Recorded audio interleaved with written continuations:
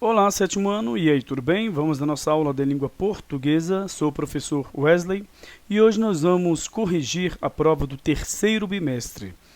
Nas próximas aulas, nós vamos corrigir a prova do quarto bimestre. Para que isso, gente? Pelo seguinte, nós vamos fazer então a nossa prova semestral do segundo semestre, que então é a junção, né, do conteúdo do segundo, aliás, do terceiro com o quarto bimestre, certo? Então, vamos aqui responder as questões, no caso da prova do terceiro bimestre. Vamos saber os conteúdos que, então, vamos ter de estudar, né? Que, logicamente, a prova semestral vai envolver estes conteúdos. Então, vamos lá. Temos aqui a prova do terceiro bimestre do sétimo ano. Temos um texto, e então nós vamos analisar o comando da questão para observarmos se é necessária a leitura do texto. Temos aqui a afirmativa correta de acordo com o texto então tem uma afirmativa nestas alternativas que está de acordo com o texto. As outras podem também estar de acordo com o texto. Mas então, qual vai ser correta se todas estão de acordo com o texto? Bom, vai ser aquela que vai trabalhar o tema, o assunto principal do texto. Isso acontece quando, por exemplo, você, né, ou alguém pergunta a você assim, esse texto que você leu, fala sobre o quê? Aí você vai falar, é sobre isso. Pronto, isso aí você vai procurar em uma dessas alternativas.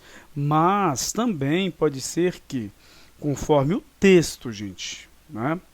Então nós temos aqui o comando da questão. As outras alternativas não estejam de acordo com o texto.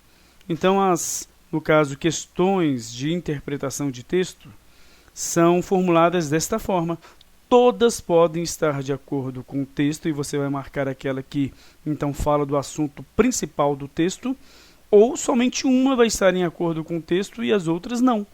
Algumas vão confundi-lo, vai parecer estar de acordo com o texto, mas vai ter alguma inconsistência, algum errinho, e outras talvez vão assim ter nada a ver com o texto. Tá? Quando nós formos, então, analisar, nós vamos ver isso. Tá? Se existe, no caso, a primeira forma de se produzir a questão ou a segunda. Mas vamos ler, então, as alternativas. É sempre para vocês fazerem isso.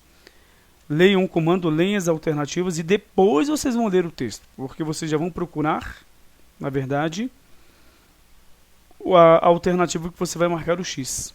Tá?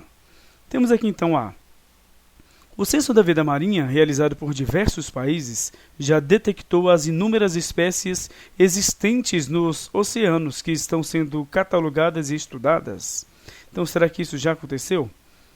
A imensa quantidade já conhecida de espécies marinhas que vivem nas planícies abissais permite a realização de diferentes pesquisas com finalidade comercial.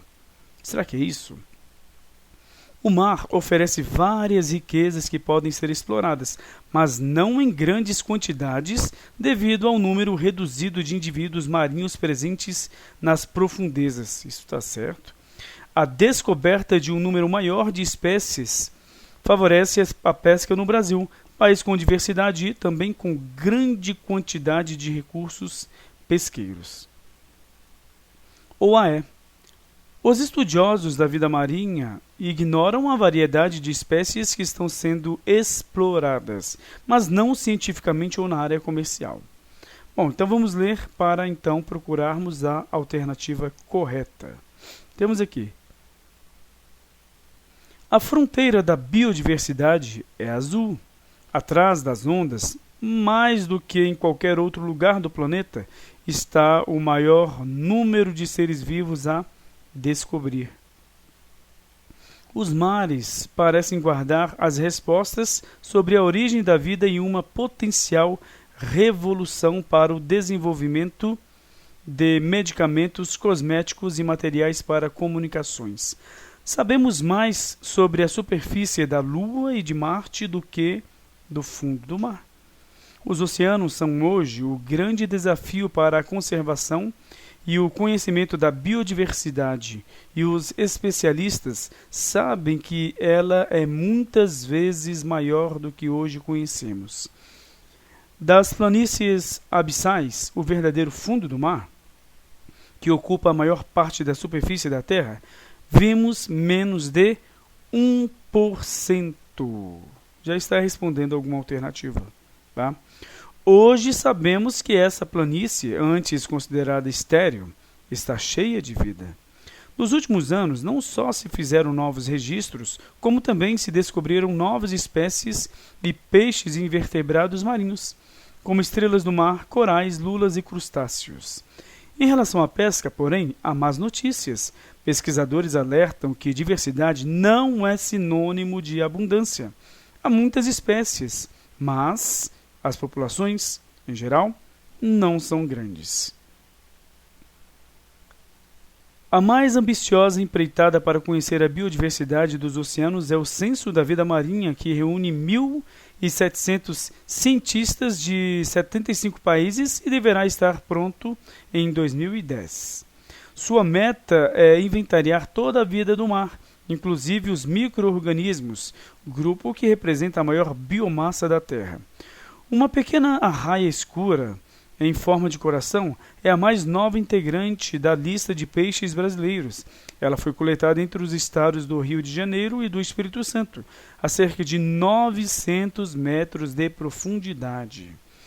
Como muitas espécies marinhas recém-identificadas, esta também é uma habitante das trevas, as fossas abissais, tá? O mar oferece outros tipos de riqueza. Estudos feitos no exterior revelaram numerosas substâncias extraídas de animais marinhos e com aplicação comercial. Há substâncias de poderosa ação antiviral e até mesmo anticancerígena. Há também uma esponja cuja estrutura inspirou fibras ópticas que transmitem informação com mais eficiência. Outros compostos recém-descobertos de bactérias são transformados em cremes protetores contra raio ultravioleta. Vermes que devoram ossos de baleias produzem um composto com ação detergente. Já o coral-bambu é visto como um substituto potencial para próteses ósseas. Então vamos lá? A afirmativa, na verdade, correta, de acordo com o texto é: o Censo da Vida Marinha, realizado por diversos países, sim, é realizado por diversos países, já detectou inúmeras espécies existentes nos oceanos que estão sendo catalogadas e estudadas.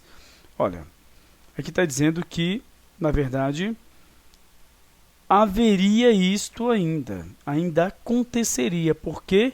Porque das fossas nasais, das profundezas do mar, o homem só conhece menos de 1%. Então, esta alternativa está incorreta. Certo? Não foram ainda, já foram, na verdade, né, catalogadas e estudadas. Não foram. Beleza, B. Até o momento do texto, tá, gente? Que é 2010, então, né? Quando ocorreria. Estaria no futuro, então. A imensa quantidade já conhecida de espécies marinhas que vivem nas planícies abissais permite a realização de diferentes pesquisas com finalidade comercial. Olha só. A imensa quantidade de espécies marinhas? Não há essa imensa quantidade, tá? De espécies até que existem, mas não de número de indivíduos que vai dar um potencial comercial. Não, de forma alguma. O mar oferece várias riquezas que podem ser exploradas, mas não em grandes quantidades devido ao número reduzido de indivíduos marinhos presentes no mar, na verdade nas profundezas. Esta está correta, porque temos aqui, por exemplo, em relação à pesca, porém, há más notícias. Pesquisadores alertam que diversidade não é sinônimo de abundância. Há muitas espécies, mas as populações, em geral, não são grandes. Então temos aqui está correta, né? Ou seja, fala desse censo. Olha só, esse texto é sobre o quê? Sobre, então, cientistas que querem inventariar, ou seja, querem, então, catalogar os seres, no caso dos oceanos, mas das profundezas. E qual é a questão? É que não há muitos indivíduos, apesar de haver muitas espécies, tá? Ou seja, é uma descoberta que aconteceu.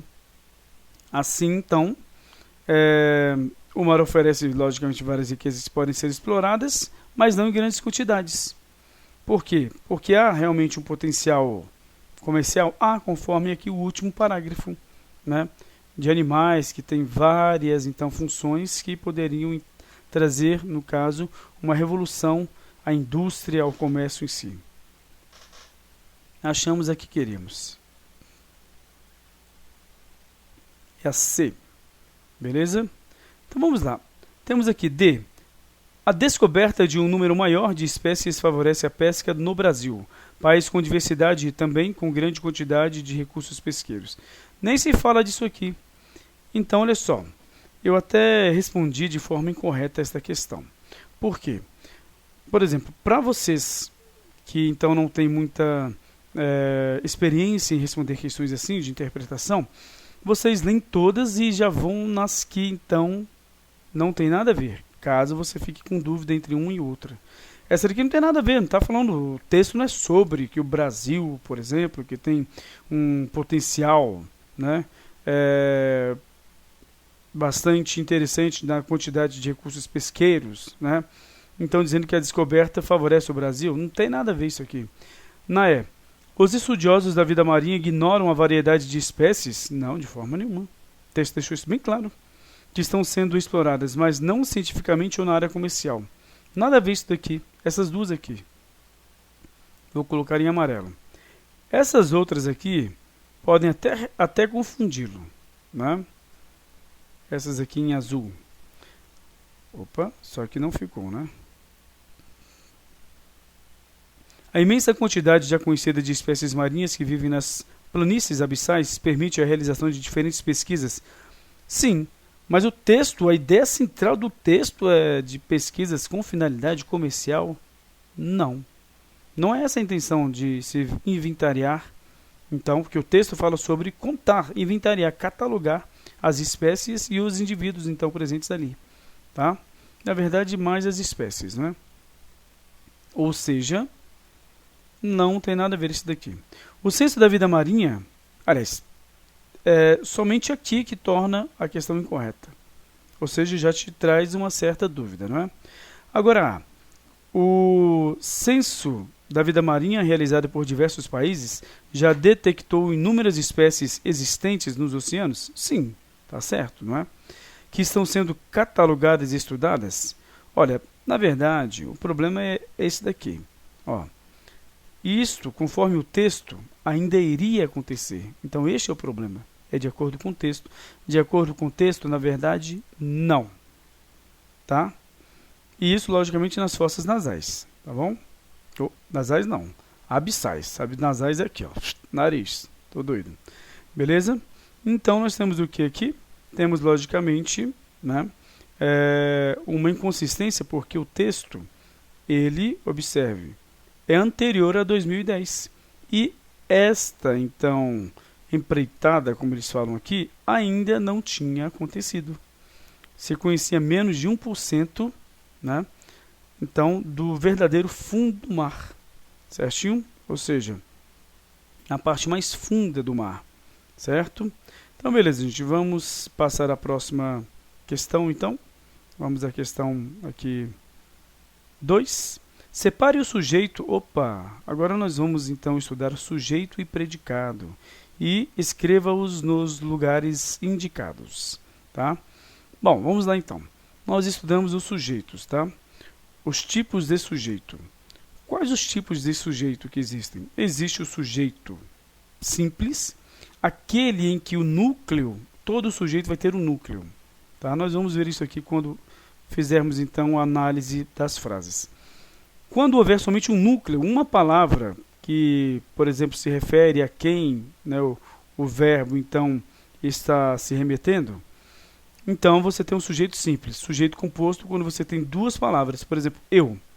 Eu gosto de estudar. Então, eu é o núcleo do sujeito. Só um núcleo, sujeito simples. Eu e você, nós temos duas palavras, então, que representam, tá, o núcleo. Eu, você. gostamos de estudar. Então, já temos o sujeito composto, tá?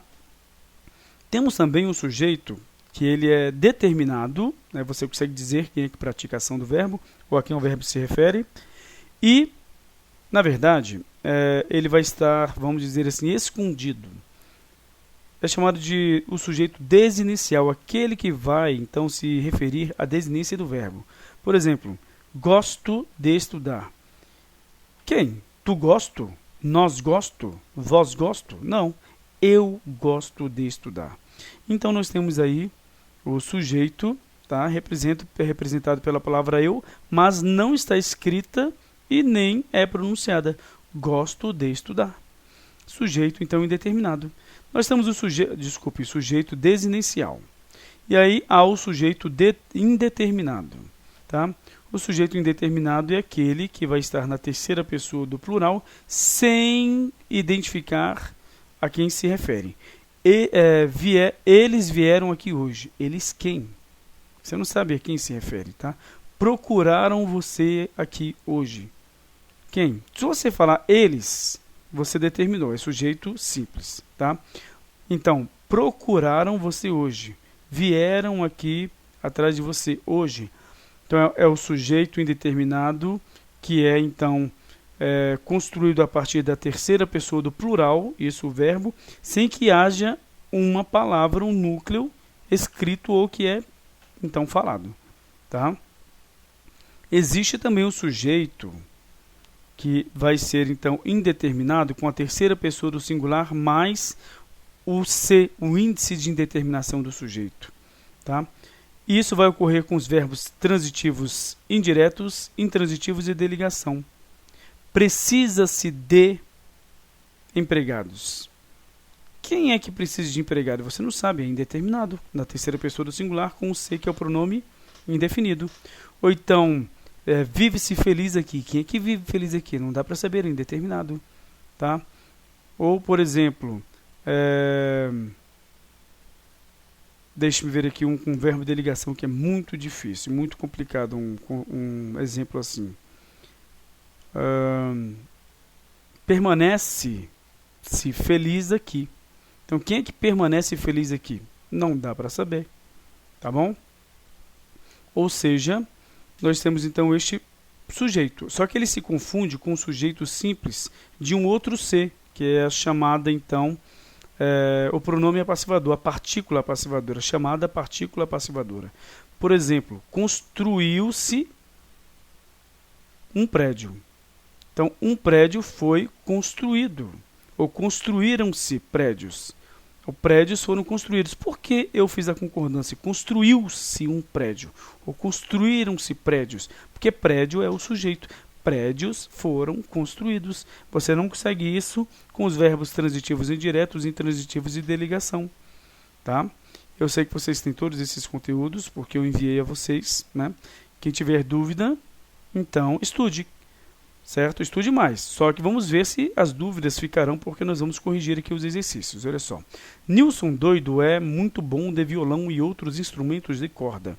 Você pega aqui o verbo e pergunta quem ou o que antes. E você vai achar o sujeito. Se ele for representado por uma só palavra, o sujeito simples. E aí vai, toda aquela explicação. Tá? Temos ainda o sujeito indeterminado com o verbo no infinitivo. Tá? Impessoal, você não sabe a quem se refere. Também, tá? Viver é muito bom. Viver.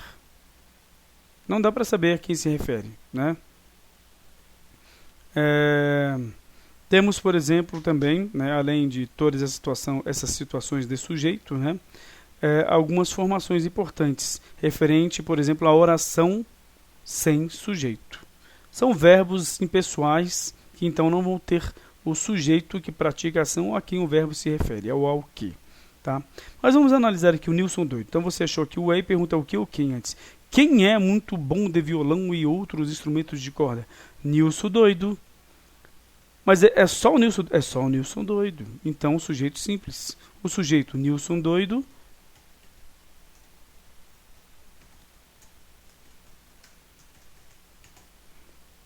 Opa. Nilson doido. Tá? Opa, mas aqui nós vamos fazer o quê? Nós, então, sabemos qual é o sujeito, mas temos que separá-lo do predicado, escrevê-lo nos lugares corretos, né? Então, temos aqui, é muito bom de violão e outros instrumentos de corda. Beleza? Então, eu vou enviar para vocês, para a próxima aula, vocês podem tentar fazer, tá bom? E aí nós vamos terminar, então, essa correção dessa prova, tá? Apesar de que estamos ainda na questão 2. Só que nós vamos ficar por aqui, na próxima aula a gente, então, dá continuidade. Até lá, tchau, tchau.